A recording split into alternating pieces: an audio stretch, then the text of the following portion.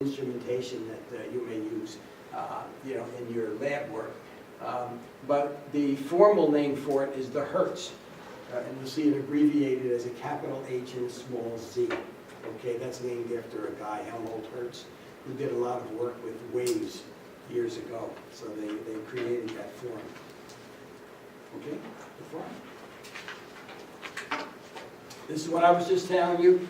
The frequency is 1 over the period. All right, it's going to be in hertz or cycles per second. The period is 1 over the frequency, and that will be in seconds. So that inverse, relationship. Okay, so if you know one, you know the other. If you know the frequency, you know the period. Okay, now the speed of a wave, that's going to depend upon the medium that it's in.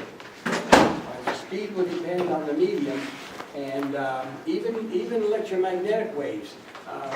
Light travels faster in outer space than light does, say, through our atmosphere, okay, or through water, okay, or through glass, and light changes its speed. The speed of a wave is, you use this equation for that. The speed of the wave, and I'm using here meters per second, all right, but the speed of the wave is just going to be the product of the frequency times that wavelength that we measured, that we talked about earlier. And it doesn't matter, whether it's a sound wave or whether it's a light wave, that's the same formula. The formula doesn't change. It's just frequency times the wavelength. Now, the speed of the wave will vary with the medium that it's in. So, for example, the speed of sound in air, I guess I don't have it up there, the speed of sound in air is about 340 meters per second. But that same wave, when it's in water, it's something like, 4 or 5 times that speed. Why would it be faster in water, you think, than it would be in air? Any thoughts? You can guess. It's okay. It's all right. What do you think? Denser? The Denser? denser. The denser is that's actually the right answer. For example, if I was an air molecule, right, and you were an air molecule, and the wave hit me and gave me some energy, and I came over, and I have to move this distance to touch you, right?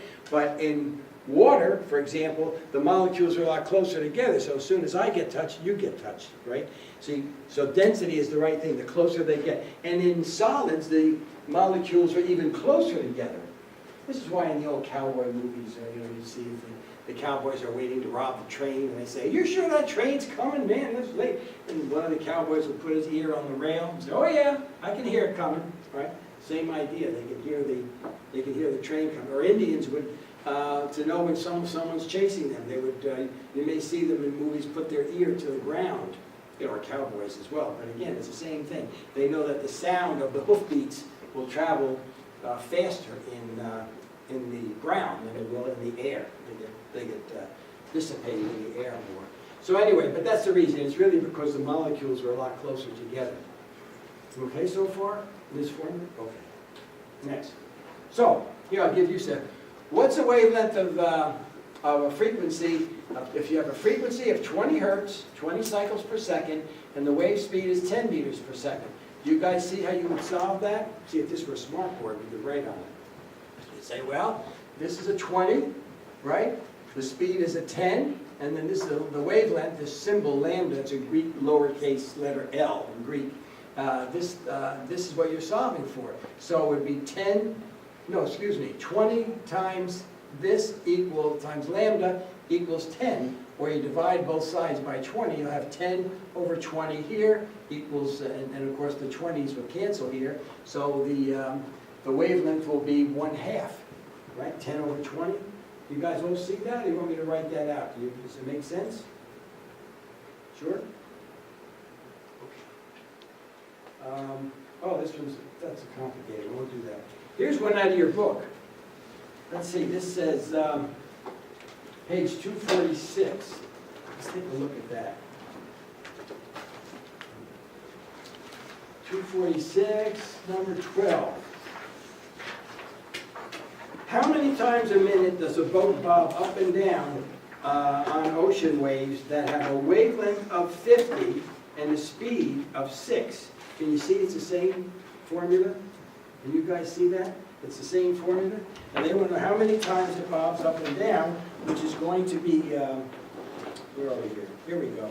They have a wave, they're telling you the wavelength and they're telling you the speed. So the speed in this case would be 6, all right, and that's going, and the wavelength is going to be 50, and so you would use the same formula that we just, again, I don't have the right board for it here, but it's the same formula. It's just you would say that 6 equals F times 50, all right, or F will be 6 over 50. You guys see that? Does that make sense? If I give you something like that on the test, you guys can do that, right? All right, good. Okay, next, another type of wave, or really a characteristic, is called a standing wave.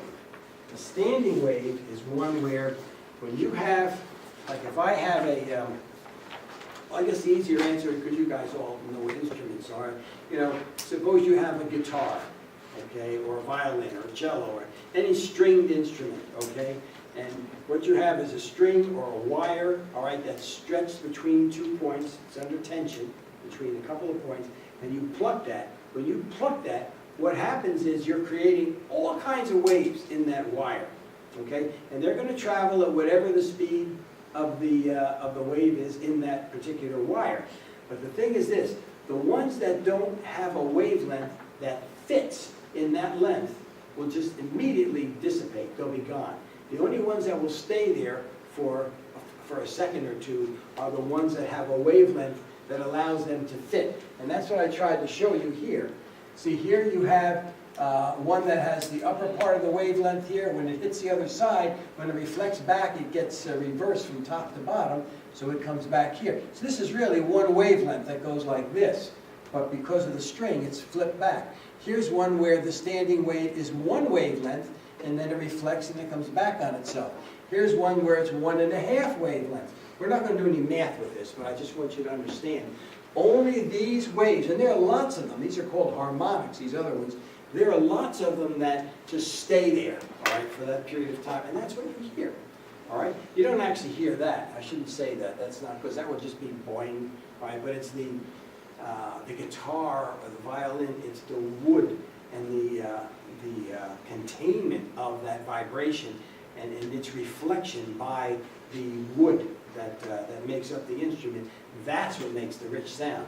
But these are the waves that are driving it, all these harmonics.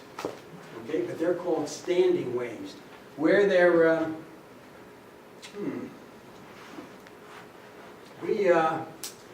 think I saw over on the lab, I saw one or two of these standing wave apparatuses. If I can pull one of those out, maybe when you guys that have the lab, when you're doing your lab with a pendulum, I'll see if I can set one of those up and show you, and we'll develop some standing waves together so you can actually see how this works, okay? But where the waves are at a maximum and a minimum like this, that's called an antinode, and where the wire or the string is not moving at all, like at the ends and at these points in the middle, they're called nodes. Okay? That's a standing wave, and that's how, you know, all your musical instruments, you know, how they all work. Okay. Now, Doppler effect. This is how the cops catch you speeding. Okay. I'm going to use sound here as the example, but it works with electromagnetic waves just the same. Here's the deal. If you're standing still, and the police car is standing still, and they have their siren on, you're going to hear the siren at the correct frequency, frequency and rate. Because remember, the speed of sound in air is a fixed number. That ain't going to change, okay? The thing that can change is the frequency and the wavelength, and their product has to always equal that speed on the other side. So, but in this case, you know, you hear it. So if say he's doing 500 cycles per second, you're going to hear 500. But now, if he's moving toward you, all right, you're stationary, but he's moving toward you, I want you to see what happens is he'll emit one wave, but then the car moves a little bit before it emits the second wave. So he scrunches up these wavelengths as he's approaching you. You guys see that? So by making that wavelength shorter, that makes the frequency higher. Okay, the wavelength's getting smaller, but the frequency has to get bigger because the speed of sound in air is the same. That ain't changing. Similarly, if he was going away from you, then every time he emitted a wave, all right, before the next one came out, he'd have moved a little bit, and then the next wave, and then the next wave. So the wavelengths get longer. This is why if you're, say, at a stoplight, and there's an EMS truck or a fire truck or a car, or a cop or somebody going by perpendicular to your, or a train, if you're waiting for a train, and they're blowing their horn, don't you guys notice that when it's approaching you, it's a higher frequency than when it's going away from you? You'll notice that the next time, okay? You'll notice that, how it's sort of a higher pitch, a higher frequency when it's approaching, but then a lower one as it goes the other way, as it goes away from you. But this is the reason, okay, with sound. Now it works the same with light. That's how the police cars or the radar detectors that they have work the same way. In that case, the policeman is, they're standing still here, and they shoot that at your car. Well, it goes out to your car like this, but when your car reflects it, it's going to reflect the wave at a shorter wavelength. So it's going to, when it gets detected back at the radar gun, there's electronics in there that immediately calculates what the new wavelength is, and from that it can tell how